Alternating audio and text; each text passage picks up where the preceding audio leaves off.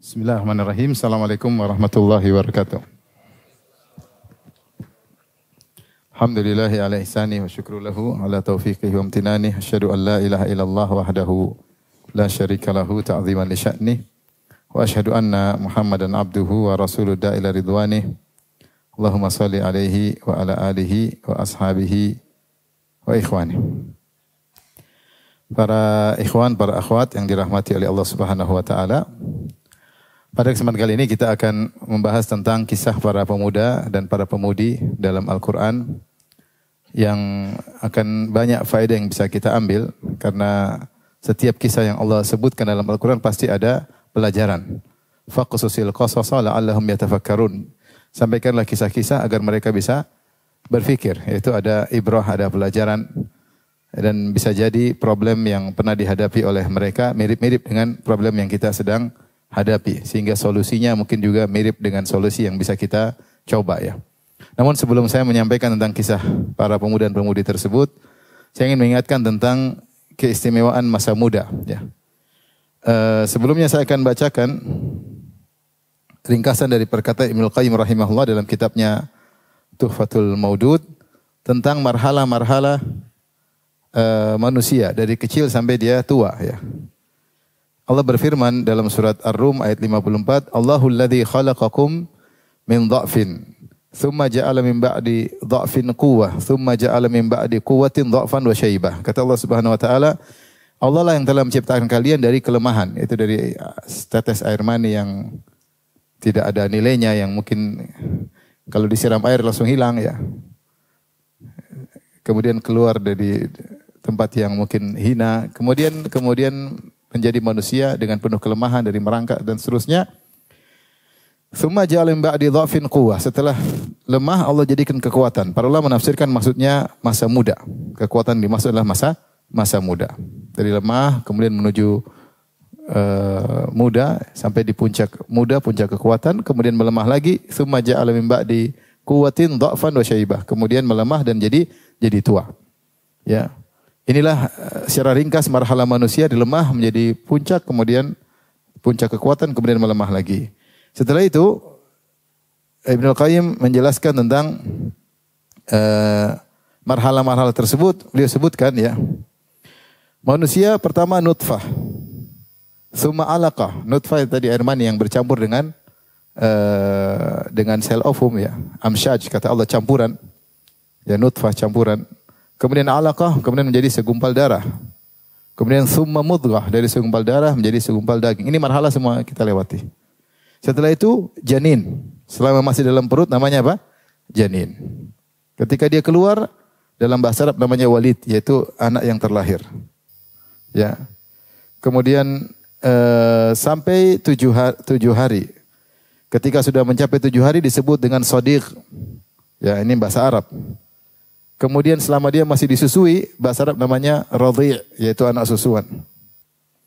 Kalau dia sudah lepas dari susuan, mungkin umur 2 tahun, bahasa Arab namanya fatim. Ini istilah, itu anak yang lepas dari susuan. Bahasa Arab itu kaya, sehingga masing-masing marhala ada namanya. Fa idza dabba wa daraja fa huwa darij. Kalau dia mulai merangkak, dalam bahasa Arab namanya darij. Kalau dia mulai tinggi sampai tingginya 5 jengkal, khamsata asbar, maka disebut bahasa Arabnya khumasi. Khumasi itu anak seukuran 5 apa? 5 jengkal. Kalau mulai giginya berjatuhan namanya masgur, waqad sagar, namanya masgur. Kalau giginya mulai tumbuh setelah tadinya jatuh namanya mussagir ya. Enggak usah dihafal, ini sekedar pemberitahuan aja. Kemudian kalau sudah sampai 7 tahun disebut dengan atau lebih atau sekitarnya namanya mumayyiz. Mumayyiz itu artinya mulai mengerti, membedakan. Sudah dikasih tahu mana benar, mana salah sekitar usia 7 tahun. Kalau sudah sampai 10 tahun, bahasa Arab namanya mutara'ri wa nashi', mutara'ri ya. Seperti bahasa Arab tara'ra'tu fi, yaitu aku tumbuh berkembang, itu usia 10 tahun namanya mutara'ri. Ya seperti kata Rasulullah sallallahu alaihi wasallam, muru auladakum bisolati hum sab'u sinin. Perintahkan anak-anakmu untuk salat ketika usia berapa? 7 tahun. Itu ketika mumayyiz, sudah mulai ngerti, suruh salat. Wadribuhum wa hum 10 sinin. Kalau mereka tidak mau salat 10 tahun maka pukullah. Wa farriquhum bainal madhaji, dan pisahkan laki dan perempuan ketika usia 10 tahun karena sudah mutara'ri. Kalau sudah mulai menuju dewasa, mulai balik, namanya yafi'. Bahasa Arab namanya yafi' atau murahiq atau munahizil hulum. Ini terkadang disebut dalam buku-buku fikih, ada istilah yafi', ada murahiq, ada munahiz. Oh, ngerti bahwasanya menjelang balik. Kemudian kalau sudah balik, maka disebut balik, berarti sudah balik. Kemudian kalau dia sudah semakin kuat, ya namanya hazawwar. Dan itu disebut dalam bahasa Arab sebelumnya dengan gulam. Selama kumisnya belum lebat. Ketika kumisnya mulai tumbuh banyak dan mulai muncul idhar cambangnya, ya, maka disebut baqil. Dan ketika jenggotnya mulai tumbuh disebut dengan anak muda, fatan. Ya, umur berapa? Umur mungkin 20-an ya, atau menjelang 20-an, belasan ya. Namanya fatan. Kalau laki-laki disebut syab, perempuan disebut syabah. Fa idza ijtama'at lihiyatuhu, kalau lihainya semakin banyak, maka dia tetap muda ilal arba'in, sampai umur 40 tahun. Jadi anak muda mungkin 18, yaitu 17 sampai umur berapa? 40 tahun. Tsumma ya'khudhu fil kuhula, kemudian menjadi bapak-bapak ila 60 sampai 60 tahun. Namanya marhalah al-kuhula, bapak-bapak. 40 sampai berapa? 60 tahun. Tsumma ya'khudhu fi syaikhukhah, kemudian setelah itu masuk marhalah kakek-kakek, aki-aki. Umur berapa? 60 ke atas. Kalau rambutnya mulai putih, ya disebut dengan syaba. Ya, sampai akhirnya semakin parah disebut dengan syamit. Ya, kalau ternyata putihnya lebih banyak daripada hitamnya namanya agtham. Kalau rambutnya putih semua, enggak ada hitamnya namanya mutakawis. Ya, kemudian kalau kelemahannya, kekuatannya semakin jatuh namanya harim, itu semakin tua, mulai renta, mulai lemah. Fa idza taghayyarat ahwaluhu wa dhahara naqsuhu, kalau sudah mulai berubah drastis kondisinya, mulai nampak kekurangannya, sering lupa, sudah enggak bisa jalan sendiri, sudah mulai susah, namanya ardhalil umur, yaitu umur yang paling rendah. Yang di sini Nabi pernah berdoa dalam di antaranya ketika tasyahud sebelum salam, Allahumma inni a'udzubika an uradda ila ardhilil umur. Ya Allah, aku berlindung kepada Engkau untuk dikembalikan ke umur yang paling hina, yaitu jadi seperti anak-anak lagi, enggak bisa ngurus diri sendiri, suka lupa, kemudian sensi, ya, baper, ya seperti anak-anak, ya. Suka marah, ngomong sedikit lupa dan seterusnya. Kalau sudah kondisi seperti itu, fal mautu aqrabu ilaihi minal yadi ilal fam.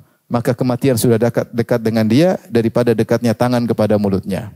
Nah, ini disebut dengan marahil, tahapan-tahapan kehidupan. Di antara hadirin, ya, sudah banyak tahapan dilewati tadi kan. Di antara hadirin ada yang sekarang di marhalah anak muda. Sekitar 18-17 tahun sampai 40. Coba yang pemuda angkat tangan. Oh, banyak ya, muda. Yang sok muda. Sekarang yang marhala bapak-bapak 40 sampai 60. 40 sampai 60. Ini namanya pemuda senior kalau kita menghormati. Jangan, karena orang sebenarnya tidak mau dibilang tua, enggak mau dibilang masih muda, pemuda senior. Taib yang aki-aki 60 ke atas. Masya Allah, udah aki-aki. Aki-aki harus ngerti. Ya, subhanallah. Tapi ada yang hadir. Ini pemuda super senior ya. Pemuda menjelang maghrib katanya. Sebentar lagi terbenam matahari. Baik. Marhalah ini ya, marhalah muda ya, umur 17 sampai umur 40. Ini marhalah yang spesial sampai dia akan ditanya oleh Allah secara spesifik di hari kiamat kelak. Kata Nabi SAW, la tazulu atau lan tazula qadama abdin hatta yus'ala an arba. Pada hari kiamat kelak, dua kaki seorang hamba tidak akan bergeser. Itu tidak akan bergeser untuk lanjut menuju surga atau lanjut menuju neraka. Hatta yus'ala an arba, sampai ditanya tentang empat perkara. Di antaranya an umrihi fima afnah, tentang umurnya kemana dia habiskan. Yang kedua wa an syababihi fima ablah, masa mudanya kemana dia gunakan. Wa an malihi, tentang hartanya, min aina iktasaba fima anfaqah, hartanya dari mana dia dapatkan dan kemana dia habiskan. Kemudian an ilmihi ma amila minhu, tentang ilmunya apa yang sudah dia kerjakan. 4 pertanyaan. Pertama tentang apa? Umur. Yang kedua tentang apa? Masa muda. Yang ketiga tentang harta. Yang keempat tentang apa? Ilmu yang sudah diamalkan. Nah, kalau kita perhatikan sebenarnya masa muda bagian daripada umur. Tetapi disebutkan, ditanya secara spesifik karena dia umur istimewa. Disitulah umur yang seorang harusnya aktif, giat. Ya. Kata sebagian ulama seperti Mullah Ali Al-Qari, dia mengatakan karena kalau masa kecil banyak Allah kasih uzur. Dan kalau sudah aki-aki juga banyak Allah kasih apa? Uzur. Tapi masa muda ini masa yang giat. Ya. Maka akan ditanya secara spesifik dan biasanya masa muda menentukan ke depannya. Aki-akinya seperti apa. Sampai umur 40 nih. Makanya kalau sudah 40, ya seorang harusnya lebih fokus ke akhirat. Harusnya demikian. Ya. Oleh karenanya akan ditanya oleh Nabi, oleh Allah Subhanahu Wa Taala pada hari kiamat secara spesifik. Dan kalau kita lihat tentang sejarah orang-orang terdahulu, ternyata masa muda ini masa yang benar-benar produktivitas, masa yang benar-benar seorang bisa melakukan yang terbaik di masa usia tersebut. Kita lihat aja seperti di zaman Nabi SAW yang bergerak rata-rata anak muda. Nabi SAW ketika berdakwah usia beliau 40 tahun. Yang beriman rata-rata di bawah 40 tahun. Yang aki-aki rata-rata tidak beriman. Oleh karenanya ketika Allah berfirman tentang Ashabul Kahfi, Allah berkata, innahum fityatun. Ashabul Kahfi mereka adalah para pemuda. Kemudian Ibnu Katsir mengatakan demikianlah di zaman Nabi rata-rata yang beriman adalah anak-anak muda. Karena yang sudah aki-aki sudah susah untuk berubah. Sudah pakem untuk merubah kebiasaannya sudah susah. Berbeda dengan anak muda, mereka ingin sesuatu yang baru, mereka tertantang dengan sesuatu yang baru. Ya, tergantung mereka baru yang baik atau baru yang buruk. Tapi mereka masa-masa di mana mereka tertantang untuk melakukan, mengenal suatu kepo, suatu yang baru. Oleh karenanya di zaman Nabi yang beriman rata-rata anak muda. Arqam masih belum mungkin 20 tahun ya. Kemudian sahabat-sahabat lain yang masih 20-an rata-rata. Umar bin Khattab masuk Islam 20 sekian ya. Banyak yang masih rata-rata di bawah 40 tahun. Dan demikian juga ketika Nabi memberi tugas juga, Nabi beri tugas banyak juga diantaranya untuk anak-anak muda. Seperti contoh, Nabi pernah mengirim Usama bin Zaid untuk melawan atau berperang menuju ke Syam, ke satu daerah di daerah Palestina. Ketika Nabi akan meninggal dunia. Ketika itu Usama bin Zaid umurnya mungkin ber-18, belum sampai 20 tahun. Kemudian anak buahnya diantaranya ada Umar bin Khattab. Di antaranya ada Umar bin Khattab radhiyallahu taala anhu. Ya, tapi Rasulullah memilih dia untuk menjadi apa? Pemimpin pasukan perang. Demikian juga ketika Rasulullah SAW menguasai kota Mekah, Rasulullah SAW jadikan gubernur Mekah adalah Attab bin Asid. Dan dia adalah seorang sahabat juga umur 20-an lebih. Masih muda. Ya. Jadi mau saya, generasi muda, kalau dahulu generasi yang aktif. Makanya kalau kita baca dalam buku fikih, berapa lama kewajiban seorang orang tua menafkahi anaknya? Disebutkan sampai balik. Berarti kalau sudah balik, harusnya dia berusaha cari nafkah sendiri. Sudah waktunya dia bisa bertumbuh pada dirinya sendiri, tidak lagi bertumbuh kepada kedua orang tuanya. Makanya kita sebenarnya orang tua kita ini terlalu baik. Kita masih sudah balik, baliknya udah kebablasan juga, masih diayomi. Padahal kalau dalam buku fikih sudah balik, sudah selesai. Agar kita berterima kasih sama orang tua kita. Orang tua kita terlalu baik. Kita kuliah masih dibiayai. Harusnya lulus SMA selesai. Kita justru setelah lulus SMA biaya semakin banyak. Kemudian harus dibiayai, kuliah. Nanti ketika mau nikah juga yang bayar mahar orang tua. Ya. Sehingga orang tua kita terlalu baik. Sebenarnya kalau sudah balik, harusnya seorang sudah giat, sudah bisa aktivitas sendiri ya. Kemudian kita lihat dalam urusan orang-orang luar juga. Seperti kita bicara tentang The Great Alexander atau Alexander Agung.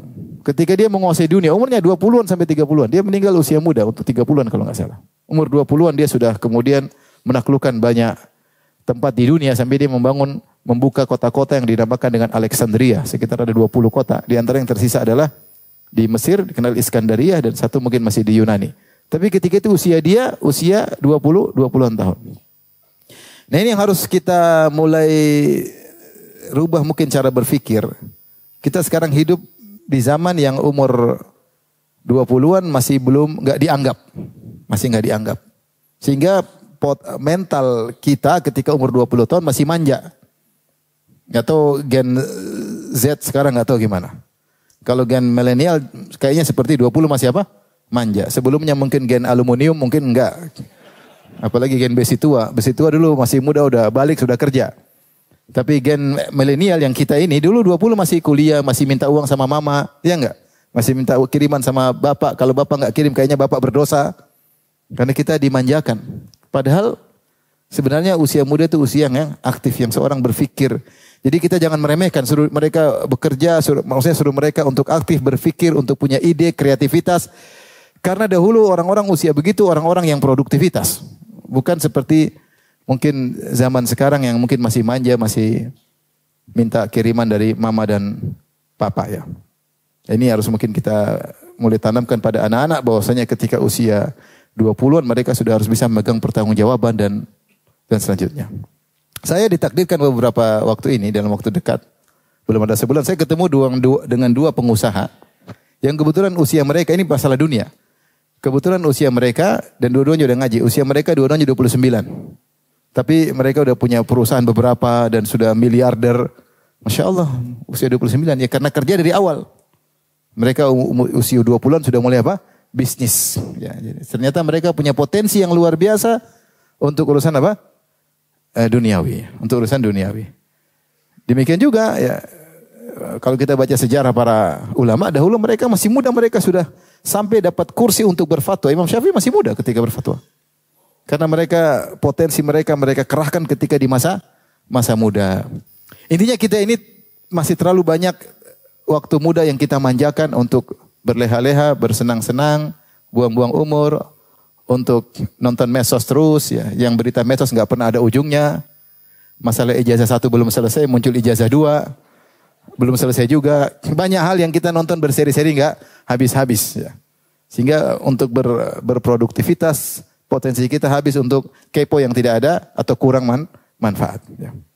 Makanya harus kita mungkin mulai berubah cara pikir kita terhadap anak-anak kita. Kita tanamkan kau punya potensi, kau mampu. Jangan kita terlalu manjakan. Karena generasi dahulu ketika muda mereka hebat-hebat. Mereka hebat-hebat ya. Bayangkan Usama bin Zaid umur 18 kalau tidak salah Rasulullah kirim untuk perang menuju Palestina. Bawa pasukan di antara pasukannya ada Umar bin Khattab radhiyallahu taala anhu. Ada orang-orang hebat di belakang dia dan dia jalan. Sampai ketika Rasulullah SAW meninggal dunia, ketika Usama sudah sampai di daerah Jurf, beberapa kilo dari kota Madinah, Rasulullah meninggal dunia. Akhirnya pasukan berhenti. Mau lanjut atau tidak? Khilaf di kalangan para sahabat. Rasulullah meninggal, itu pasukan suruh mundur, jangan berangkat lagi. Abu Bakar yang mengatakan tidak, saya tidak mungkin menghentikan pasukan yang sudah dilepas oleh Nabi SAW. Saya sahabat datang, ya Abu Bakar jangan, nanti begini, kita sendiri butuh stabilitas kita kurang kuat, kita harus, kata Abu Bakar dengan imannya, tidak mungkin saya hentikan pasukan yang sudah dikirim oleh Nabi. Akhirnya padahal ketika itu banyak orang-orang murtad. Arab-Arab yang baru masuk Islam pada murtad dan Madinah butuh penjagaan yang luar biasa ya. Tapi Abu Bakar dengan imannya dia bilang tidak mungkin, tetap jalan Usama. Akhirnya Usama berjalan dengan pasukannya menuju Syam, ternyata ada hikmahnya. Hikmahnya orang-orang takut. Oh ternyata Madinah masih kuat, buktinya pasukan jalan terus. Sehingga orang yang murtad enggak jadi, yang memberontak enggak jadi. Hikmah ilahiyah dari Allah Subhanahu wa taala yang dipahami oleh Abu Bakar As-Siddiq radhiyallahu taala anhu. Taib. Itu tentang masa muda ya. Dan alhamdulillah yang hadir rata-rata masih apa? Masih muda. Cuma tadi ada 3, muda beneran, muda senior, muda super senior. Kita sekarang akan bercerita tentang kisah para pemuda dalam Al-Quran dan para pemudi. Di antaranya para pemuda yang Allah sebut dalam Al-Quran, di antaranya dari kalangan para nabi seperti Ibrahim alaihissalam. Allah mengatakan, qalu sami'na fatan yadhkuruhum yuqalu lahu Ibrahim. Kata kaumnya Nabi Ibrahim, kami dengar ada seorang pemuda yang mencela-cela Tuhan-Tuhan kita namanya Ibrahim. Berarti Ibrahim masih muda. Itu 20-an sampai 40 sekitar itu. Muda.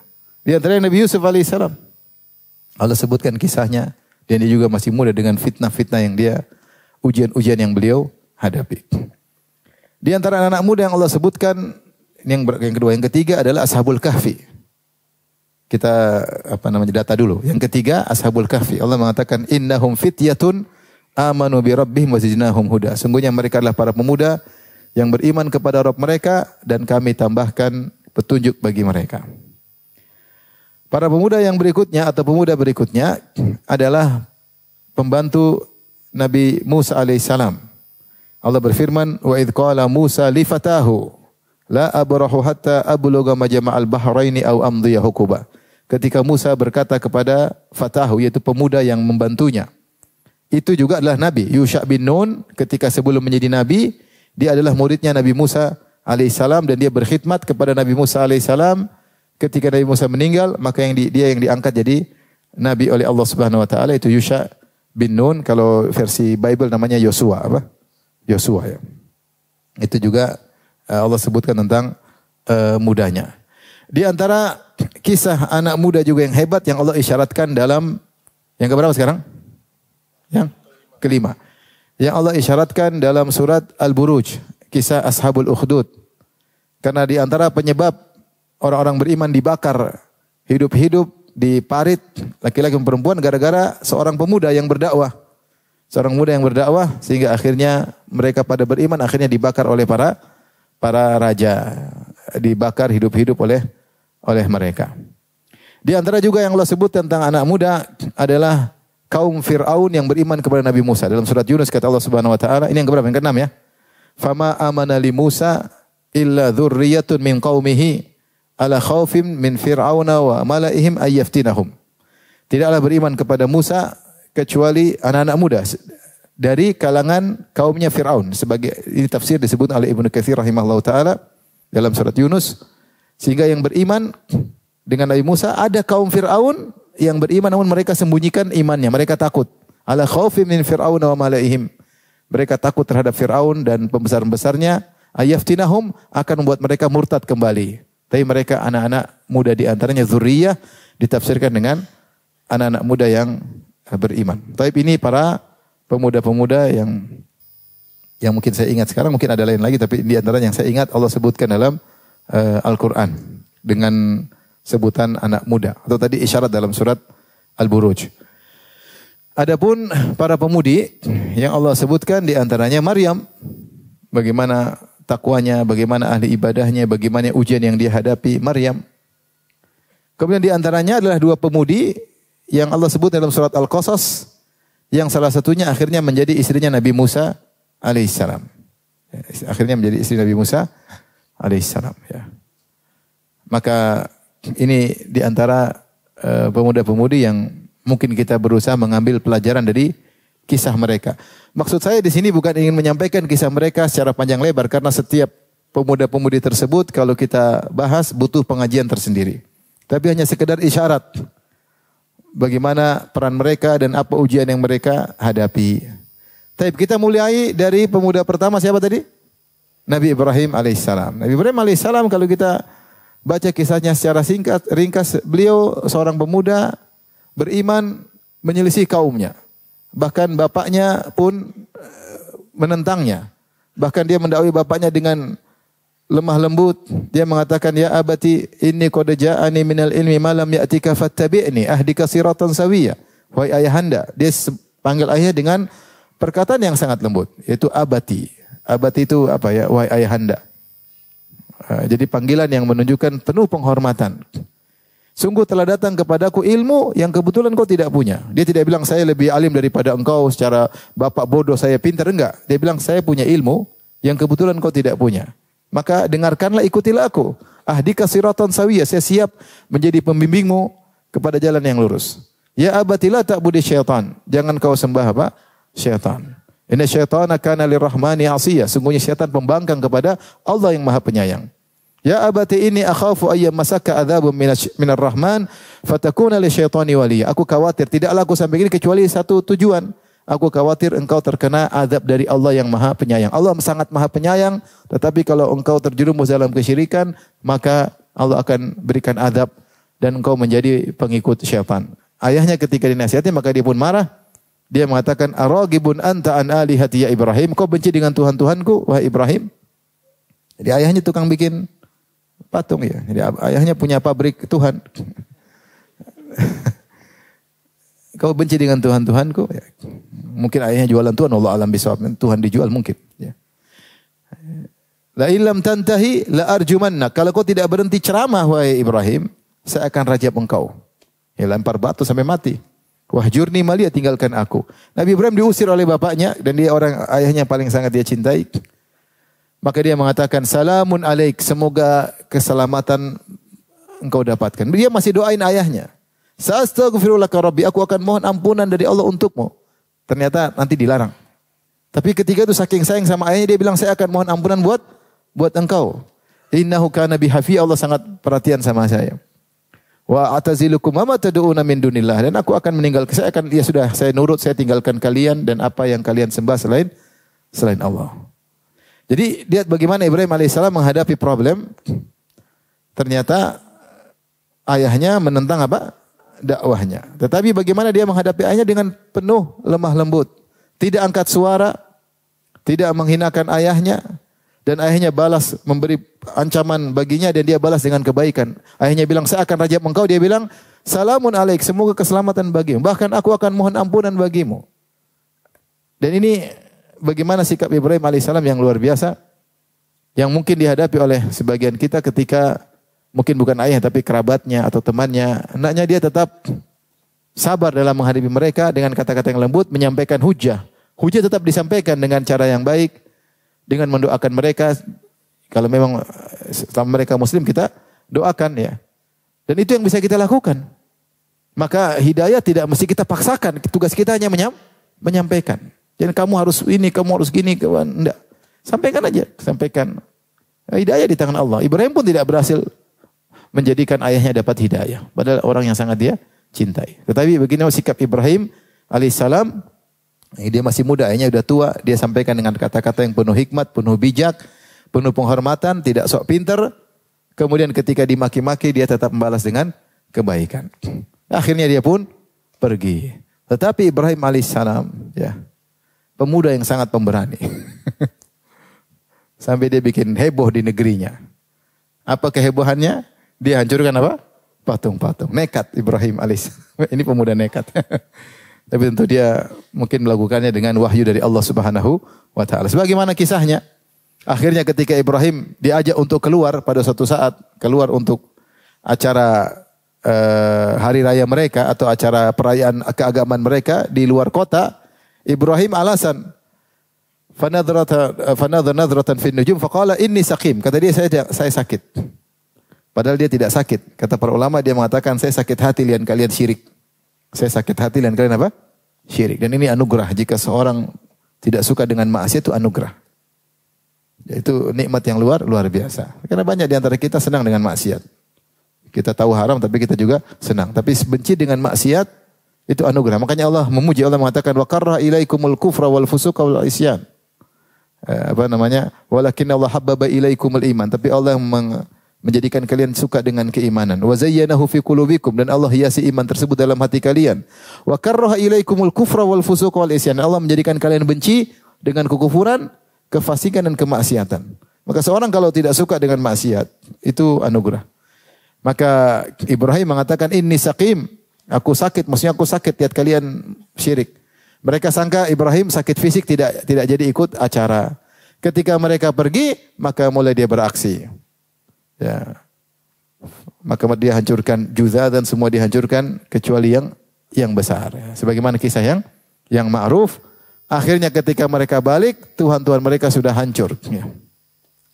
Bahkan Ibrahim melihat Tuhan-Tuhannya, patung-patung tersebut dikasih sajian. Kata Ibrahim, ala ta'kulun, tidak kalian makan wahai Tuhan-Tuhan? Makan. Tuhan nggak bisa makan lah. Ya, Tuhan nggak bisa makan. Maka dihancurkan oleh Ibrahim kecuali yang besar. Disitulah kemudian ketika mereka pulang mereka kaget Tuhan mereka sudah habis, hancur kecuali yang besar. Mereka berkata, man fa'ala hadza bi alihatina innahu laminadh dhalimin. Siapa yang berani melakukan hal ini sama Tuhan kita, sungguh dia orang zalim. Mereka berkata, qalu Sami'na fatan, kata mereka kami pernah sebelumnya dengar ada seorang pemuda yang mencela Tuhan kita. Yuqalu lahu Ibrahim. Namanya siapa? Ibrahim. Mereka berkata, "Fa'tu bihi ala ayunin nas, la'allahum yashhadun." Datangkan dia di hadapan seluruh manusia agar mereka tahu bagaimana bejatnya Ibrahim. Jadi mereka datangkan Ibrahim untuk mempermalukan Ibrahim. Justru itu Ibrahim yang Ibrahim cari. Pingin diskusi di depan apa?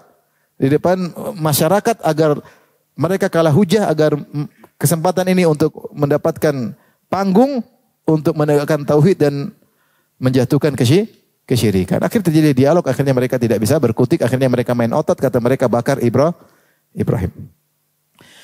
Nah ini mungkin terjadi seperti ini. Seorang berdakwah, keluarganya musuhi, orang kampungnya musuhi, dan dia semaksimal mungkin menegakkan hujah, akhirnya dia pun diusir. Kalau kita terusir satu kampung, Ibrahim juga pernah diusir. Makanya hiburan ya. Terkadang kita cinta sama negeri, cinta sama keluarga, tapi ketika tidak ada pilihan kecuali harus pergi hijrah. Ini muhajirun ila Rabbi. Aku berhijrah menuju Rabbku. Ya. Bagaimana lagi? Mereka mencoba bakar Ibrahim, akhirnya tidak berhasil bakar Ibrahim. Ibrahim harus alaihissalam keluar dari negerinya. Kemudian dia berdoa, Rabbi habli minas salihin. Ya Allah, anugerahkanlah aku anak yang saleh. Kata para ulama, ketika Ibrahim pergi, akhirnya dia diberi teman-teman dekat yang menemaninya, istrinya, kemudian anak-anaknya, kemudian Sarah, Hajar, kemudian Ismail, kemudian setelah itu Ishak dan seterusnya. Dibuatlah keluarga yang buat dia bahagia. Sebagaimana kaidah man taraka syai'an lillah awadahullahu khairan minhu. Siapa yang meninggalkan sesuatu karena Allah, Allah ganti dengan yang lebih baik. Jadi menunjukkan bagaimana Ibrahim bisa pemuda tapi bisa bikin heboh satu negeri dan dia sabar dan dia tidak ngamuk-ngamuk dan dia menjawab mereka dengan hujah. Makanya disebut inna Ibrahim la halimun awahun munib. Sungguhnya Ibrahim adalah halim. Halim adalah sikap yang tidak cepat marah, tidak cepat emosi. Ketika dia ingin dibakar oleh kaumnya, dia tidak bilang, ya Allah, hancurkanlah kaumku ya Allah. Bakarlah mereka sebagaimana mereka ingin bakar saya. Tidak. Padahal dia masih muda. Padahal namanya anak muda biasanya kalau disinggung dia ingin balas. Dipukul sekali ingin balas 3 kali. Kalau bisa 10 kali ya. Ibrahim sebenarnya dia muda dan dia halim. Dan ini menunjukkan kecerdasan dan sikap bijak pemuda yang bernama Ibrahim alaihissalam tersebut. Maka ini pelajaran bagi kita. Justru kita menghadapi segala sesuatu dengan tenang, dengan tetap bijak, dengan tetap berhujah, tidak harus ngomel-ngomel, ngamuk-ngamuk, tidak seperti di medsos. Debat sedikit, neraka. Jangan. Nanti dibalasnya maki-makian. Maki-makian, sesat dasar bahlul, sesat. Memang sesat, sebelum kau juga sesat, nenek moyangmu juga sesat. Apa buat seperti itu? Ya. Tidak ada faedahnya. Orang sudah antipati terlebih dahulu karena sudah kata-kata yang menunjukkan emosi. Tidak ada yang lebih cinta kepada tauhid seperti Ibrahim. Ibrahim paling cinta kepada tauhid. Dan tidak ada yang paling benci kepada kesyirikan seperti Ibrahim. Bapaknya syirik, keluarganya syirik. Tapi dia tetap bisa mengontrol apa? Dirinya. Dia bisa mengontrol dirinya. Ini di antara pelajaran yang mungkin kita hadapi di zaman sekarang. Kalau ada keluarga dekat yang tidak setuju, kita tetap tenang. Hujah tetap disampaikan tapi tenang. Jangan emosi. Jangan maki-maki. Jangan mengangkat suara. Tetap tenang, diskusi. Tidak mau terima, hidayah di tangan siapa? Allah. Jangan kita debat seakan-akan kalau enggak terus enggak berhenti. Ya, semampu kita. Semampu kita. Ibrahim pergi dia enggak balik lagi. Balik lagi kemudian enggak. Ya udah. Itu maksimal yang bisa dia lakukan. Itu yang bisa dilakukan. Ini Ibrahim alaihissalam. Tapi pemuda yang kedua siapa? Yusuf alaihissalam. Yusuf alaihissalam punya problem lain lagi. Tentu problem dimusuhi oleh kakak-kakaknya, dihasati oleh kakak-kakaknya, dan dia selalu sabar ya. Berpisah dari orang tuanya, dijual jadi budak. Tapi problem yang paling berat adalah diajak berzina oleh siapa? Zulekha atau Imratul Aziz. Yang konon namanya Zulekha meskipun tidak ada riwayat yang sahih. Tapi taruhlah kita sebut dia Imratul Aziz atau kita sebut dengan Zulekha. Dan ini ujian yang sangat berat tentang wanita, itu ujian pada seorang pemuda terkait dengan wanita, digoda oleh wanita cantik dan kaya raya. Makanya Rasulullah sebutkan di antara 7 golongan yang Allah naungi pada hari kiamat kelak adalah yang kelima kata Nabi, rajulun da'atum ra'atun dzatu mansibin wa jamalin faqala inni akhafullah. Seorang lelaki yang dirayu oleh seorang wanita cantik dan kaya raya, kemudian dia berkata, aku takut kepada Allah. Mungkin dari 7 yang paling berat ini mungkin. Paling berat. Karena lelaki kalau digoda wanita yang tidak cantik aja tergoda. Apalagi yang cantik. Digoda laki perempuan kaya raya tidak cantik aja tergoda. Apalagi cantik dan kaya raya. Tapi mungkin antum tidak pernah digoda seperti itu. Enggak. Siapa juga yang menggoda antum cantik kaya raya. Kemungkinan besar enggak pernah ya. Tapi seandainya ada wanita seperti itu luar biasa. Ujiannya berat. Lebih berat daripada ini. Kisah yang tentang lelaki yang masuk ke goa kemudian saya bayangkan ini lelaki luar biasa. Ketika 3 orang masuk goa, kemudian karena ada hujan, dia berenang, tahu-tahu ada batu yang menutup goa tersebut. Akhirnya mereka bertiga berdoa, menyebutkan amal soleh, bertawasul amal soleh agar Allah membuka batu tersebut agar mereka bisa keluar dari goa. Di antaranya seorang lelaki berkata, ya Allah, Allahumma innahu kanat li ibnatu ammi. Ibnatu ammin li. Tunggu, saya dulu punya sepupu ya Allah. Perempuan yang paling dia doa sambil detail. Allah tahu, tapi memang waktu berdoa kita butuh detailkan untuk menunjukkan bagaimana kebutuhan kita dan yang lainnya. Dia bilang, ya Allah, saya dulu punya sepupu perempuan yang paling saya cintai. Kalau ada laki-laki mencintai wanita paling hebat, itulah saya terhadap dia. Dan saya ngajak dia nggak pernah mau. Ini perempuan dia gila-gila sama bucin ya, budak cinta sama perempuan ini. Subhanallah. Qadarullah dia ternyata punya keperluan sehingga dia butuh pinjam uang sama saya, minta uang. Butuh bantuan, maka saya kasih bantuan, dia butuh waktu itu adalah 100 dinar. 100 dinar kalau dikonversi sekarang 425 gram emas. Dalam sebagian riwayat 120 dinar, itu setengah kilo lebih. Maka saya kasih dengan syarat dia serahkan kegadisannya kepadaku. Karena wanita tersebut butuh, maka dia serahkan. Nah, ketika saya sudah duduk di atas dia sebagaimana seorang lelaki terhadap istrinya. Artinya sudah berhasrat, sudah semua. Tiba-tiba ketika saya melakukan zina, dia berkata, ya Abdullah ittaqillah. Wahai Abdullah, bertakwalah. Jangan kau melakukan kecuali dengan haknya. Akhirnya saya pun meninggalkan wanita tersebut. Allahumma in kana fa'altu dzalik, in kuntu fa'altu dzalik, ibtigha wajhik fafruj 'anna ma nahnu fih. Ya Allah, jika aku meninggalkan zina tersebut karena mencari wajahmu, karena ikhlas, bukalah pintu goa. Akhirnya pintu goa terbuka. Yang menakjubkan ini dia sudah hasrat. Beda kalau awal masih hasrat. Ini sudah selesai, sudah tinggal berhubungan. Sudah, istilahnya kalau bahasa kita sudah hasrat, sudah di puncak. Orang bilang laki-laki kalau sudah berhasrat 2/3 akalnya sudah hilang. Mungkin hilang semuanya akalnya. Tapi dia luar biasa. Ketika dia bilang ittaqillah, semua hasrat dia tinggalkan. Dan itu sangat berat. Apalagi bukan wanita sembarang. Ini wanita yang dia puja-puja selama ini. Bukan wanita jalanan. Enggak. Ini wanita yang dia cintai, yang dia puja-puja. Kesempatan ini sekali, ternyata dia tinggalkan karena Allah. Jadi, problem yang dihadapi oleh anak-anak muda sekarang, diantaranya godaan wanita. Dan ternyata godaan wanita itu bukan hanya menimpa orang-orang yang mungkin awam tidak ngaji, juga menimpa orang-orang soleh. Di antaranya Yusuf soleh atau enggak? Super soleh. Ternyata dia diuji dengan fitnah wanita. Fitnah wanita tidak memandang, udah ngaji, ikhwan senior, ikhwan junior, ikhwan kibar. Enggak ada. Bukan nabi didatangi fitnah wanita. Lihatlah kisah Jurej. Jurej orang soleh, ahli ibadah. Di zaman Bani Israel ketika ada sebagian orang hasad sama dia karena dia terkenal ahli ibadah.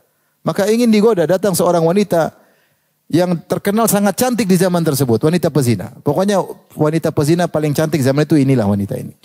Maka dia datang kepada para laki yang hasad, dia berkata, la aftinannahu lakum in syi'tum. Kalau kalian mau, saya akan fitnah si Jurej sesuai dengan keinginan kalian. Maka datanglah wanita tercantik di zaman itu mendatangi Jurej, menuju Jurej, panggil Jurej. Berat.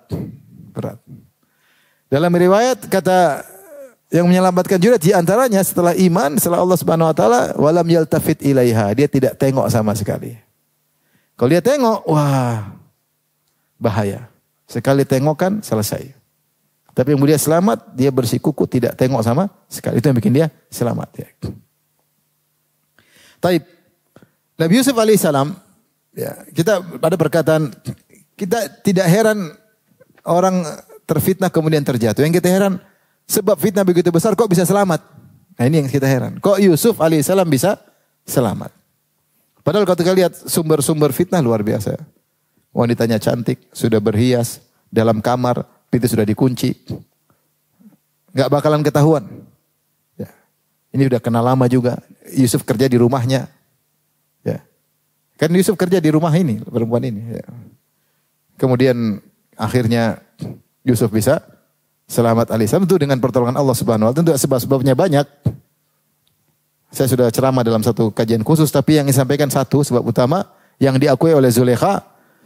Ketika dia panggil wanita-wanita yang ingin tahu Yusuf dipanggil. Kemudian dia bilang, ukhruj. Ya, Yusuf jalan keluar di depan ibu-ibu tersebut. Ya. Di depan mereka. Falamma ra'aynahu akbarna wa qatta'na aydiyahunna wa qulna hasya lillahi ma hadza bashara. Qala in hadza illa malakun karim. Ketika ibu-ibu melihat Yusuf maka mereka kaget, histeris sampai mereka potong-potong tangan mereka, mereka tidak sadar. Saking tampannya. Saking tampannya. Makanya ketika Nabi SAW melihat Yusuf di Isra Mi'raj, dia melihat laki yang sangat tampan, kata Nabi, laqad u'tiya syatrul jamal. Yusuf diberikan setengah ketampanan. Kata Ibnul Qayyim atau ulama yang lain, maksudnya ketampanan dibagi-bagi, setengahnya buat siapa? Yusuf. Kita tidak tahu sepersetriliun, seperberapa. Setengahnya buat siapa? Yusuf. Buktinya, para wanita ketika melihat sampai motong-motong tidak sadar. Siapa wanita laki kemudian dia potong tidak sadar? Tidak ada. Berarti saking tampannya luar biasa. Sampai mereka mengatakan ini malaikat bukan manusia. Kalau kita baca buku tafsir maka ada yang bilang sampai yang ada yang pingsan.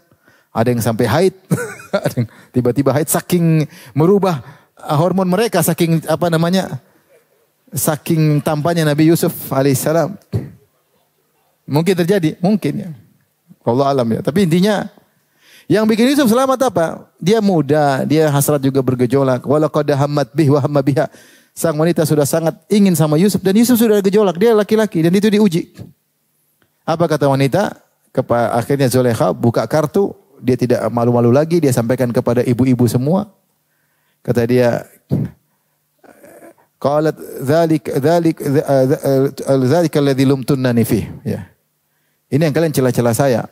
Bilang apa Zulekha? Naksir pembantunya. Naksir budaknya. Maksudnya, kalian baru 5 menit sudah KO. Saya bertahun-tahun sama Yusuf. Wajar dong. Kata dia, walaqad rawattuhu an nafsihi fasta'asam. Saya sudah rayu-rayu dia, tapi dia isti'asam, yaitu dia bersikuku tidak kasih kesempatan sedikit pun. Ini di antara cara selamat dari fitnah wanita. Jangan kasih kesempatan. Kalau kasih kesempatan dikit terbuka. Akhi, udah mulai. Lanjut. Selesai. Boleh dong kirim foto? Udah mulai kirim foto. Udah lepas kalau udah gitu, udah. Nanti banyak setan datang kasih dalil. Boleh kok. Tanya Ustadz boleh gak? Tanya Ustadz yang boleh kan. Akhirnya udah. Jadi yang terjadi. Dan ingat fitnah ini bukan melanda orang-orang awam aja. Justru terkadang mengenai orang-orang yang sudah ngaji. Jurej. Yusuf alaihissalam. Maka seorang waspada, setan mengambil kesempatan kapan saja menggoda lelaki. Dan kita katakan fitnah terbesar bagi laki adalah wanita. Ya. Wanita, ini kalau laki-lakinya normal ya. Kalau nggak normal ya goda-goda cuek aja. Karena gen pelangi yang normal. Tapi kalau normal pasti tergoda lah. Ya, pasti tergoda. Wanita itu jangankan kukunya, kadang dia WA-nya hi wek sudah bisa merubah hati. Ya, bisa merubah hati. Oh, boleh lihat kukunya. Belum yang lainnya. Oleh karenanya subhanallah, kalau kita kasih kesempatan akan terjadi. Situlah titik lemah manusia. Pemuda apalagi. Maka hati-hati, ingat kalau ingin berkah, ikuti jalur yang berkah. Jangan ikut jalur yang tidak berkah. Ujung-ujungnya buruk. Buruk. Ya. Cari berkah, benar cari. Kemudian ikut aturan syar'i. Kalau mau ta'aruf yang syar'i. Kemudian baru bismillah. Adapun cara-cara yang tidak syar'i, khawatirnya ujungnya tidak berkah. Maka seorang berusaha menjaga diri dari fitnah wanita. Ini ujian kita semua. Kalau fitnah wanita tidak mengenal pemuda saja, pemuda senior juga bisa teruji, pemuda aki-aki juga menjelang maghrib juga bisa teruji.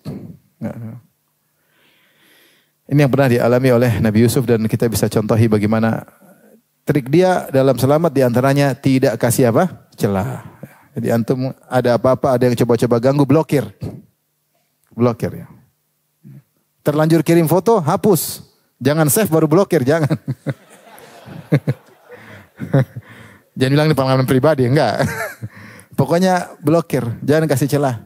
Mumpung iman antum masih kuat. Nanti kalau pas lagi blokir, iman lagi lemah, mulai murojaah, itu repot. Jangan. Blokir. Kita lemah ya. Tapi yang pemuda berikutnya siapa? Ashabul Kahfi. Ashabul Kahfi mirip dia, mereka adalah, singkatnya mereka adalah kumpulan anak-anak bangsawan. Mereka di atas fitrah, tidak suka dengan kesyirikan. Sebutkan suatu hari mereka menghadiri acara perayaan kesyirikan mereka di suatu areal besar. Mulai satu orang enggak nyaman dengan kesyirikan, dia bersandar di sebuah pohon. Datang lagi satu, datang lagi satu, datang lagi. Mereka 7 orang. Mereka diam-diam dan akhirnya mereka buka kartu. Kenapa sini? Ternyata mereka sama-sama tidak suka dengan perbuatan apa? Kesyirikan. Nah, masalahnya mereka anak bangsawan. Masalahnya mereka menyelisihi seluruh satu kampung. Cuma 7 orang. Ya. Sab'atun wa thaminum kalbuhum. Yang benar mereka berjumlah berapa? 7 orang, yang 8 adalah anjing mereka.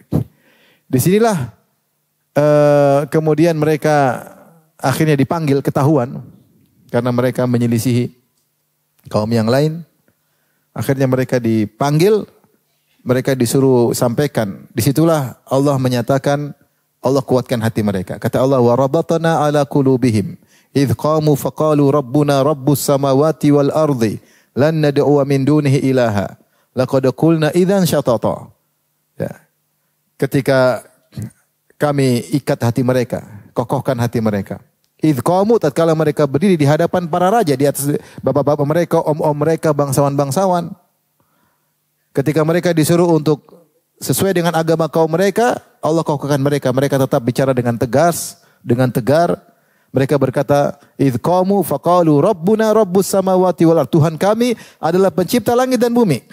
Lan nad'u min dunihi ilaha. Kami tidak bakalan berdoa kepada selain Allah. Kami hanya berdoa kepada Allah. Kami enggak mau syirik. Laqad qulna idzan syatata. Laqad qulna idzan syatata. Kalau kami beribadah kepada Allah berarti kami sesat.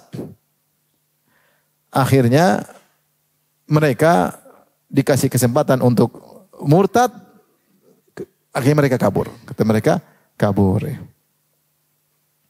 Idh awal fityatu ilal kahfi faqalu rabbana atina min ladunka rahmah wa hayyi' lana min amrina rasyada. Ketika mereka tahu mereka dalam kondisi bahaya, yang pertama mereka lakukan, mereka berdoa. Kata Allah, idh awal fityatu ilal kahfi. Ketika sekelompok pemuda menuju ke sebuah goa. Mereka berdoa, Rabbana atina min ladunka rahmah. Ya Allah, berikanlah rahmat dari sisimu. Yang paling penting kita dirahmati oleh Allah. Wa hayyi' lana min amrina rasyada. Dan persiapkanlah kami dengan jalan yang baik. Karena di depan masalah besar. Mereka cuma 7 orang. Bapak-bapak mereka para pembesar-pembesar. Ya, mereka jadi buronan, dicari. Ya.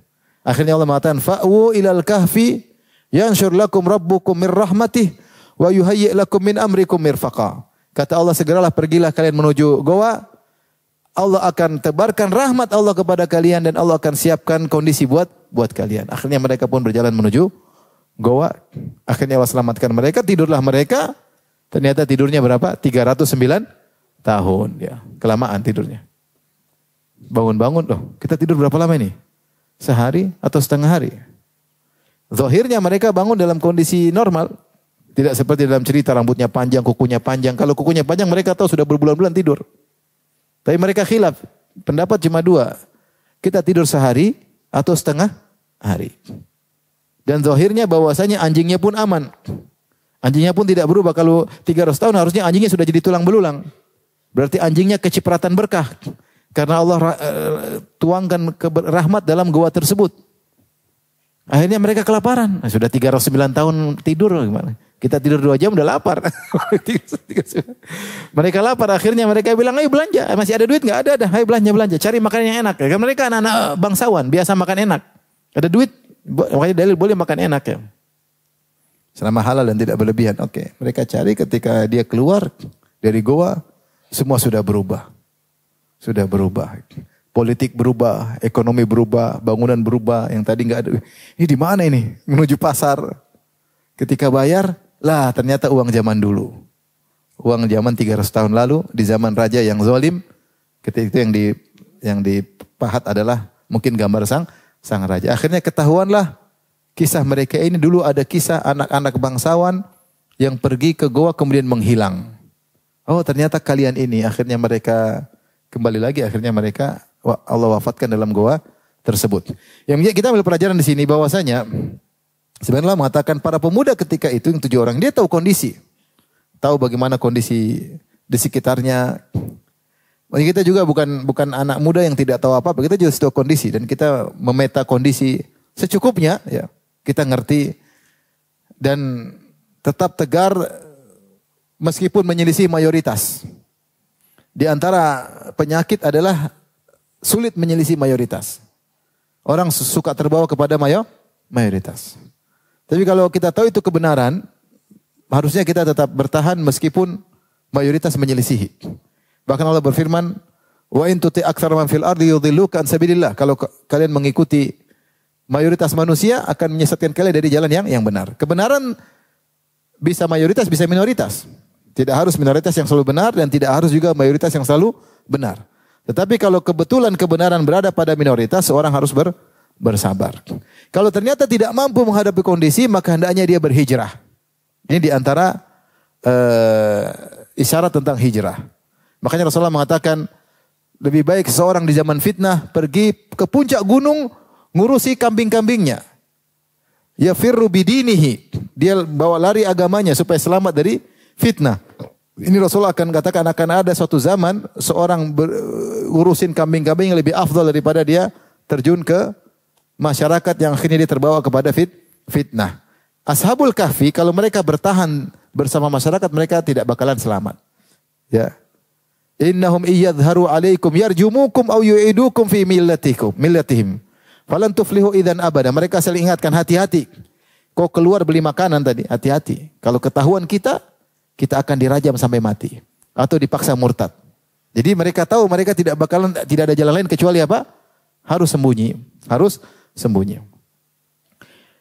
Saya masih ingat ada cerita dahulu di zaman ketika Soviet masih memusuhi kaum muslimin, sebagian saudara-saudara kita yang tinggal di Soviet. Kalau mereka mau ke tempat ngaji Quran ditutup supaya kalau ketahuan tidak tahu di mana tempat belajar Quran. Jadi menuju tempat belajar Quran harus tutup dulu, diantar sama yang tahu. Nanti sampai pada tempatnya baru diajarin Quran. Nanti kembali lagi keluar ke masyarakat, ditutup lagi.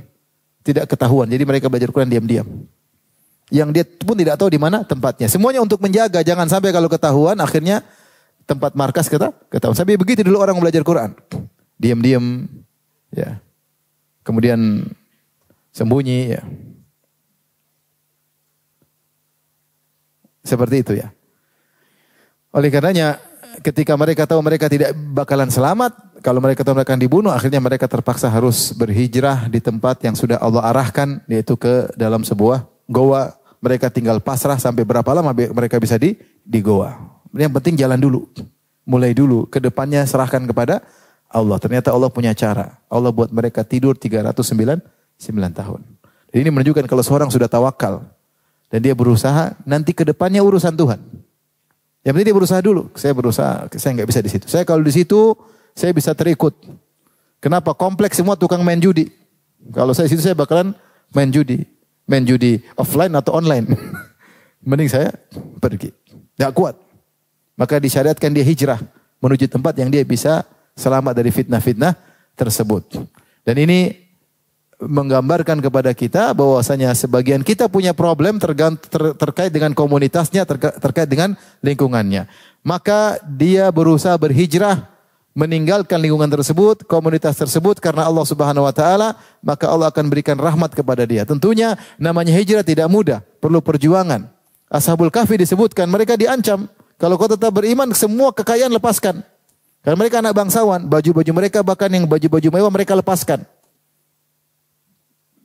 Berkorban sebagaimana Mus'ab bin Umair ketika beriman semua kekayaan diambil oleh orang tuanya, diboikot oleh orang tuanya sehingga akhirnya miskin pakai pakaian muraqqaat, pakaian yang potongan-potongan dijahit-jahit untuk disambung-sambung sampai kulit yang tadinya halus seperti sisik ular.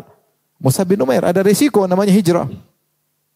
Hijrah itu bukan enak-enak, hijrah udah kaya terus hijrah kaya lagi. Sebelum hijrah terkenal, habis hijrah terkenal lagi, enggak harus begitu. Jadi hijrah tidak tulus kepada Allah. Masih ingin terkenal, masih ingin duniawi. Enggak, hijrah serius ya. Serius, kita meninggalkan maksiat karena Allah Subhanahu wa taala, maka Allah akan berikan jalan. Hijrah dulu yang penting karena Allah. Kalau enggak karena Allah terkadang susah. Ya. Ya. Oleh karena seorang yang penting dia pasrah, setelah itu Allah akan berikan jalan kepada dia. Ada ayat yang buat semangat teman-teman untuk berhijrah. Lihat surat An-Nisa ayat 100 ya. An-Nisa surat 100. Allah berfirman, "Wa man yuhajir fi sabilillah." Siapa yang berhijrah di jalan Allah. Ini niat bahwasanya hijrah harus karena Allah. Dan harus berkorban. Dan para sahabat ketika berhijrah mereka juga berkorban. Usaha mereka tinggalkan, rumah mereka tinggalkan, tanah halaman mereka tinggalkan, bahkan sebagian keluarga mereka tinggalkan. Kata yajid fil ardi muragaman katsira wa sa'ah, maka dia akan mendapati di dunia itu tempat hijrah yang luas dan rezeki yang banyak. Di sini Allah menjanjikan orang hijrah karena Allah akan ada rezeki. Tapi harus karena Allah. Ya, ini yajid fil ardi muragaman katsira wa sa'ah. Maka seorang percaya kalau dia berhijrah karena Allah, jangan dia hijrah tidak karena Allah. Dia masih ingin terkenal, dia masih ingin populer, dia masih ingin hijrah tapi tetap dengan duniawinya. Ya ini enggak benar. Hijrah tidak totalitas. Hijrah totalitas. Dan itu butuh pengorbanan dan pasti ada jalan keluar sebagaimana kisah Ashabul Kahfi. Wallahu a'lam bishawab. Yang berikutnya, pembantu Nabi Musa ini di antara contoh bagaimana anak muda yang berkhidmat dalam dakwah, di antaranya berkhidmat kepada seorang nabi yang dia sangat sabar apapun diperintahkan oleh Nabi Musa maka dia nurut. Allah berkata wa idz qala Musa li fatahu la abrahu hatta ablugha majma'al bahraini aw amdiya huquba. Ketika Musa berkata kepada pembantunya itu Yusha bin Nun yang masih muda, saya akan terus berjalan untuk mencari Nabi Khadir sampai saya ketemu dengan tempat pertemuan dua lautan, di situ ada Nabi Khadir. Kalau saya tidak ketemu aw amdiya huquba, atau saya akan berjalan meskipun puluhan tahun. Dan pembantunya siap menemani. Siap berkhidmat kepada Nabi Musa. Dia yang bawa makanannya, dia yang ini semua ya. Maka ini isyarat bahwasanya seorang pemuda kalau bisa punya sumbangsi dalam dakwah, hendaknya dia lakukan ya. Dan contoh banyak dari para sahabat-sahabat Nabi sallallahu alaihi wasallam berkhidmat kepada Nabi sallallahu alaihi wasallam ya. Yang penting untuk apa? Untuk dakwah. Kita ketika masuk dalam rel dakwah kita sedang mengumpulkan pahala untuk kehidupan kita di kemudian hari. Di antara modal yang paling cepat agar kita bisa hidup nikmat di alam berikutnya, di antaranya dengan dakwah. Apakah sebagai donaturnya, apakah sebagai panitianya, apakah sebagai da'inya.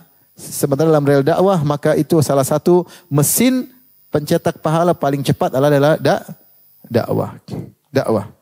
Makanya sebagian ulama ketika berbicara tentang donasi, tentang amal soleh, kata Allah, man ja'a bil hasanati falahu asyru amsalihha. Siapa yang melakukan satu kebaikan dapat 10 kali lipat, ya, dapat 10 kali lipat.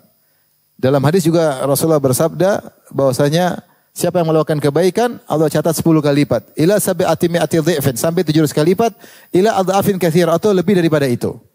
Jadi semua amal soleh minimal 10 kali lipat. Kalau kita baca alif lam mim 3 huruf berarti berapa pahala? 30, 3 kali 10. Sebagian ulama mengatakan kecuali donasi untuk dakwah. Kalau donasi untuk fisabilillah, untuk jihad fisabilillah, maka minimal 700 kali lipat. Saya ulangi, ulama mengatakan kecuali donasi untuk fisabilillah. maka minimal 700 kali lipat. Dalilnya, mathalul ladzina yunfiquna amwalan fi sabilillah kamathali habbatin ambatat sab'a sanabila fi kulli sumbulatin mi'atu habbah. Wallahu yudha'ifu liman yasha', wallahu wasi'un alim. Perumpamaan orang yang berinfak di jalan Allah seperti biji yang ditanam kemudian menumbuhkan 7 bulir, dari 7 bulir kemudian 100 masing-masing bulir 100 menjadi 700 kali lipat. Ini infak fi sabilillah. Kenapa saking pentingnya jihad fi sabilillah? Nah, sebenarnya Allah mengatakan termasuk jihad adalah dakwah. Jihad dengan pedang, dengan angkat senjata, dan jihad dengan lisan, yaitu dengan berdakwah. Karena tujuan dakwah apa? Tujuan dakwah tersebar Islam. Tujuan jihad apa? Agar tersebar Islam. Bisa dengan lisan, bisa dengan apa? Pedang. Dan yang paling utama lisan. Kapan disyariatkan jihad dengan pedang? Ketika lisan tidak bisa. Ketika lisan dihalangi, baru harus pakai pedang. Kalau lisan bisa berjalan, tidak perlu pedang. Oleh karenanya, tidak semua nabi berjihad, tidak semua nabi berjihad. Tapi semua nabi berdakwah. Ada nabi yang mungkin untuk berjihad, seperti Nabi Muhammad SAW, seperti Nabi Yusha bin Nun. Ada nabi-nabi nggak bisa berjihad, hanya dakwah-dakwah doang, karena tidak punya kekuatan untuk berjihad. Nabi Musa tidak bisa jihad kepada Fir'aun, ya sudah dakwah-dakwah nggak bisa pergi. Tapi itulah jihad. Makanya saya sangat berharap dengan dalil ini bahwasanya siapa yang berinfak di jalan Allah dilipat gandakan minimal berapa? 700 kali lipat. Dan ini isyarat bahwasanya amal terkait dengan dakwah adalah amal yang termasuk amal paling utama. Makanya Allah pilihkan amal terbaik bagi para nabi. Apa yang Allah pilihkan bagi para nabi dan para rasul adalah tentang dakwah. Maka antum apapun kegiatan antum ya, mau jadi direktur, mau jadi sales, mau jadi apapun, mau jadi marketing, kalau bisa ada sumbangsi untuk apa? Dakwah. Apakah men-share, minimal men-share ya. Kalau ada donasi-donasi, semangat ya, menyebarkan semampu kita. Semampu kita. Lihat Yusha bin Nun, ya, dia muridnya Nabi Musa alaihissalam, dia berkhidmat kepada Nabi Musa, menemani perjalanan gurunya dalam rangka semuanya untuk kepentingan apa? Kepentingan dakwah ya.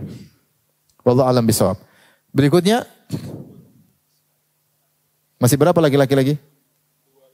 Siapa lagi? Tapi kita selesaikan yang laki-laki.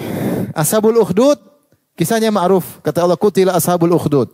An-nari dzatil waqud, idhum 'alaiha qu'ud. Celakalah orang-orang yang menggali parit, yaitu para raja dan bangsawan. Ketika mereka menggali parit dan mereka membakar kaum mukminin, kaum mukminat, hidup-hidup mereka bakar. Ya, dan mereka nongkrong di pinggir parit, kemudian mereka menyaksikan dengan gembira dan senang melihat kaum mukminin dibantai, dibunuh hidup-hidup. Tapi apa sebab mereka dibantai? Disebut dalam buku tafsir, gara-gara seorang pemuda. Ada seorang pemuda yang kemudian dia belajar antara dukun dan rahib. Kisahnya ma'ruf, akhirnya dia belajar di rahib, akhirnya dia menjadi orang beriman, akhirnya dia diberi karamah oleh Allah Subhanahu wa taala, akhirnya dia bisa menyembuhkan penyakit yang tidak bisa disembuhkan ketika itu. Akhirnya ada teman raja yang buta datang sembuh. Disembuhkan oleh pemuda itu. Akhirnya orang buta ini ketemu raja, dia bilang, kok bisa melihat siapa yang menyembuhkan? Kata dia, akhirnya dia ngaku yang menyembuhkan adalah si Gulam. Gulam tersebut, anak muda tersebut ternyata beriman kepada Allah. Akhirnya orang buta tadi dibunuh ya. Kalau nggak salah digergaji, saya lupa riwayatnya, digergaji. Dan akhirnya anak muda ini berusaha untuk dibunuh. Akhirnya dikirim orang untuk dibawa ke tengah lautan supaya ditenggelamkan. Ternyata dia tidak tenggelam. Yang mau menenggelamkan malah tenggelam. Dia balik lagi. Saya masih hidup raja. Akhirnya raja kirim orang lagi, dibawa ke gunung. Supaya sampai gunung dibuang, ternyata mereka yang mati, dia tidak mati, dia balik lagi. Akhirnya dia bilang, wahai raja, saya tidak bakalan mati. Kalau kau ingin saya mati, kumpulkan orang semua. Terus kau ambil panah di sini kau. Tapi ketika kau panah, kau bilang Bismillahirabbil gulam. Demi Robnya sang pemuda ini. Begitu cara kau mati? Iya, begitu cara saya mati. Dikumpulkanlah rakyatnya, supaya dia ingin orang ini mati. Karena orang semua beriman kepada sang raja. Raja tidak ingin mereka beriman hanya kepada Allah. Karena akhirnya dia ingin orang ini mati, dikumpulkanlah rakyat ketika itu, maka diambillah panah, kemudian sang pemanah berkata dengan suara yang lantang, Bismillahirabbil gulam. Demi Allah, Tuhannya sang pemuda. Maka masuklah di sininya, kemudian dia pegang darahnya, kemudian dia meninggal dunia. Ketika rakyat melihat pemuda ini mati gara-gara Bismillahirrabbilgulam, akhirnya mereka semua beriman. Akhirnya raja tambah jengkel, wah ini parah. Ternyata tambah beriman. Akhirnya digali parit dan mereka dibakar hidup-hidup. Itulah kisah tentang Ashabul Ukhdud. Dan akhirnya ternyata mereka semua masuk surga. Kematian yang dilihat kelihatannya buruk, ternyata itu perpindahan dari kehidupan dunia menuju kehidupan indah di surga. Ya. Dan anak muda ini hebat, dia mengorbankan dirinya demi dakwah. Mengorbankan dirinya demi dakwah, sehingga dia rela mati, yang penting orang semua beriman. Itu kisah secara singkat anak muda. Dia anak muda. Anak muda. Yang terakhir adalah tentang kaum Fir'aun. Kata Allah, "Fama amana li Musa illa dzurriyyatun min qaumihi ala khawfin min Fir'aun wa ma'alim ayaftinahum." Surat Yunus, ya, sebentar saya carikan ayatnya. Surat Yunus ayat 83. Kata Allah, "Fama amana li Musa." Tidak beriman kepada Musa illa dzurriyyatun min qaumihi, kecuali kelompok pemuda sedikit dari kaum Fir'aun. Kaum itu yang benar adalah Fir'aun sebagaimana tafsir Ibnu Katsir. Ala khaufin min Fir'aun wa malaihim, dalam kondisi takut kepada Fir'aun dan pembesar-pembesarnya. Ayaftinahum, mereka takut dikembalikan kepada agamanya Fir'aun. Wa inna Fir'auna la'alin fil ardi wa innahu laminal musrifin. Sungguhnya Fir'aun angkuh dan sombong dan berlebihan di atas muka bumi. Anak muda tersebut disebutkan oleh para ulama cuma sedikit, disebut dalam tafsir Ibnu Katsir. Di antaranya adalah Mu'min ali Fir'aun, yang Allah sebutkan kisahnya panjang lebar dalam surat Ghafir. Itu anak muda. Wa qala rajulun min ali Fir'auna yaktumu imanahu ataqtuluna rajulan. Berkata seorang lelaki mukmin dari keluarga Fir'aun yang menyembunyikan imannya. Dia enggak berani terang-terangan. Ini anak muda. Makanya dia berkata, dia nasihati kaumnya, "Kamu kenapa begini?" Dia nasihati, dialog panjang dalam surat Ghafir. Kalau kita mau cerita khusus panjang, ini kisahnya panjang. Dia tadi berkata, "Ya qaumi innama hadhil hayatud dunya mata'." Wahai kaumku, kehidupan ini cuma sementara. Wa innal akhirata hiya darul qarar. Dan akhirat adalah kehidupan yang abadi. Di antaranya yang beriman, kata Ibnu Abbas, ya. Imra'atu Fir'aun, istrinya Fir'aun, siapa? Asia. Di antaranya namanya Khazin Fir'aun, penjaga Fir'aun, penjaga harta Fir'aun, dan wa imra'atu khazinihi, dan istrinya. Ini 4 orang yang beriman dari suku Kipti, dari suku Kipti, sukunya Fir'aun, suku Akbat. Yaitu mukmin seorang lelaki, istrinya Fir'aun, penjaga gudangnya Fir'aun, dan istrinya penjaga hartanya Fir'aun. Ini yang, tapi mereka sembunyikan iman mereka. Akhirnya di antara ada yang ketahuan adalah Asia, yang akhirnya dibunuh oleh Fir'aun. Taib, mungkin ini saja ikhwan dan akhwat, ya. Masih ada kisah pemudi-pemudi, mungkin kesempatan yang lain, ya, karena waktu sudah malam, ya. Anak muda jangan telat pulangnya, ya. Mungkin sampai sini saja. Kalau ada yang bertanya saya persilakan. Allah ta'ala alam bisawab. Jazakallah Ustaz atas materinya, Masya Allah. Kalau Nabi Isa juga termasuk pemuda gak Ustaz? Dari kecil, ya, pemuda. Meninggal dalam kondisi muda. Umur 33-an Nabi Isa kalau tidak salah meninggal. Umur 33 tahun. Ya. Masya Allah, Masya Allah. Baik. Yahya juga muda, ya. Demikian saya mohon maaf kepada para hadirin hadirat. Ini saya bisa sampaikan. InsyaAllah kita bersua di kesempatan yang lain. Wabillahi taufiq hidayah. Assalamualaikum warahmatullahi wabarakatuh. Waalaikumsalam warahmatullahi wabarakatuh. Jazakumullah khair brothers and sisters. Hati-hati di jalan. Mohon maaf bila ada kesalahan dari kita. Kita tutup dengan doa kafaratul majelis.